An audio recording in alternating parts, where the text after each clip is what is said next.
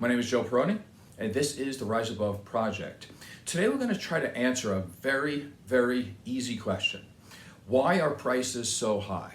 We can all agree, whether you're a Republican, Democrat, whatever, that when you go to the store, prices are very high. We all agree on that. So the other big question becomes, to whom do you attribute the problem? And here's now where we have big issues in this country. If you're a Trump supporter or a Republican, the first thing you do is you point to inflation. You say inflation is high, and then you say it's the Democratic administration that's causing these prices to be high, and they go from there. But let's take a quick look at that. Number one, inflation, 2.5%. So your argument disappears like that. Inflation is not high. It's not only pretty low, but it's actually trending lower. So that's not the issue. So prices still are high, so why are they? Number one, let's take a look at corporate greed. Now, why can corporations be so greedy? And one of the reasons is because so many people are trying to name different reasons of why these prices are so high, and these corporations can basically do it whatever they want. Let me be a little bit more detailed in that. So let me read part of this article to you, because you don't have to just pay attention to me. All you have to do is look at Rodney McCullen, who is the CEO of Kroger. The title of this article is CEOs are literally bragging about raising prices. Here's a direct quote. "A little bit of inflation is always good in our business," says Kroger CEO Rodney McCullen. Now, why does he say this? I'm going to give you a little bit more of an example of that, but let me just read through straight. It says, "Today, CEOs of big corporations are playing the tricky inflation blame game. Publicly, they moan that the pandemic was slamming their poor corporations with factory shutdowns, supply chain delays, wage hikes, and other increased costs. But inside their boardrooms, executives were high-fiving each other and pocketing all their bonuses." So what's going on? The trick is that these giants are in non-competitive markets operating as monopolies. So they can set prices, mug you and me, and scamper away with record profits. So in 2019, for example, this was before the pandemic, they hauled in roughly $1 trillion in profit. But in 2021, during the pandemic, they grabbed more than $1.7 trillion. This huge profit jump accounts for 60% of the inflation now slapping U.S. families. Let's say that again, 60%. So what's happening here, and in another article, what they talk about is inflation did go up because of supply chain problems and things like this during the pandemic. Again, it wasn't because the Democrats. By the way, Trump was in office when that happened. But when the prices go up, because people continue to be ignorant and want to blame different political parties, the CEOs of these big companies know this. So when there's a little bit of inflation, all they do is jack up prices more, and then they blame the political party when the CEOs of these big companies are doing it. So that's where it is. So if you want to continue to be ignorant, if you want to continue to do that, if you want to continue to argue to say that prices are high because Democrats are in office, all you're doing is letting these big corporations with their CEOs laugh and just keep raising prices, because you're never going to go after the real target, which is them. They're the ones causing it. Let's continue. Take supermarket Goliath Kroger. Its CEO gloated last summer that a little bit of inflation is always good for our business, adding that we've been very comfortable with our ability to pass on the price increases to our consumers. Now, do you need any more? The CEO is literally saying this. This is word for word. This is a quote. And yet we still have Trump supporters and Republicans still saying, oh, it's the Democrats' fault. Like, come on, wake up. Continuing the article, comfortable indeed. Last year, Kroger used its monopoly pricing power to reap record profits. Then it spent $1.5 billion of those gains not to benefit consumers or workers, but to buy back its own stock, a scam that siphons profits to top executives and big shareholders. Or take McDonald's. It bragged to its shareholders that despite the supply disruptions of the pandemic and higher costs for meat and labor, its top executives had used the chain's monopoly power in 2021 to hike prices, thus increasing corporate profits by a stunning 59% over the previous year. So the game goes on. We're going to have the best growth we've ever had this year, said Wall Street banking titan Jamie Dimon as he exulted at the start. And this is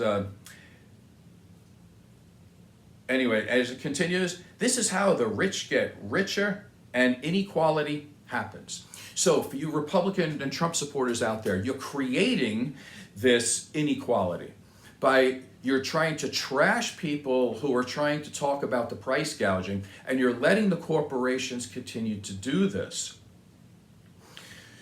So let's go through this real quick because we're only 5 minutes into this, so I'm pretty sure you can hang on a little bit longer. So why are prices so high? To whom do you attribute the problem? Number one, corporate greed. Corporations are making record profits. You need to know that, you need to understand that. Number two, corporate mergers. There's not enough competition to drive down the prices. Therefore, when there's a minimal amount of competition, it creates a maximum amount of price gouging. Only 4 companies, for example, 4 companies control 85% of beef processing, and 4 companies control 70% of grocery sales. One of them we included, I just talked about, was Kroger, who was going to be buying Albertsons. Vaughn's already in Las Vegas is out of business. The prices are going to go up even higher. And so this is going to be a problem, and Trump supporters are still going to blame Democrats. Makes no sense. So what happens through all of this? What happens is that Republicans are still going to just point fingers back and forth and say it's the liberals' fault. Okay. That doesn't make any sense. So what is Kamala Harris suggesting? Number one, she should suggest going after people who are price gouging. Okay, so if you are anybody in the United States, does that sound not reasonable to you? Doesn't that sound sane, logical, and reasonable to go after people who are price gouging? I'm not saying they don't deserve a profit, but when you see inflation go up a little bit, it doesn't mean you can double and triple your prices just because people are too ignorant and stupid to understand why the prices are going up. So they figure they could just have a free-for-all. And again, by people having a free-for-all, I mean Republicans being too stupid to understand that they're being price gouged and they're blaming the wrong person. Therefore, you will continue to be price gouged. So, but there is a proposal out there to stop some of this price gouging. That's one. Number two, we need to be able to stop these monopolies from happening. They're not complete monopolies, but some of these mergers have to be stopped. I believe right now there is some litigation against Kroger being able to buy Albertsons. So I don't know if that's going to go through or not, but we need more people to be able to stop these monopolies from happening. This will also stop the prices from going sky high. Has Kamala Harris talked about that? Yes, she has. When she talks about solving the problem, then you have a bunch of Trump supporters yelling out communism and Marxism and everything else, because yes, we all hate to pay high prices, but Trump supporters would much more prefer to pay the high prices and make sure that the problem doesn't get solved. Because the problem is only going to get solved through handling the mergers and handling the price gouging. If you're not willing to say where the problem is, you're not going to be willing to actually do something to create the solution, because you don't actually want the solution. So what's the other problem here? Why is this happening? It's happening because American citizens are complicit in the problem. Just like I just said, if you don't admit to the problem because you prefer to be a Trump supporter and you don't want to look at where the real problem is, all you're doing is supporting the millionaire and billionaires and the corporations. That's what you're doing. So stop complaining. So that's one. Number two, all businesses, all companies, it doesn't matter, they will charge the highest price they can until you stop paying. And so we have another problem in this country.